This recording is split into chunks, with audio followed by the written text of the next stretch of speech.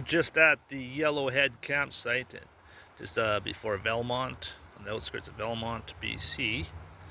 Set up pretty nice, but the park or the campground attendant came by. I thought they were kind of half joking on their pamphlet, but I guess you got to park 30 feet from the bank.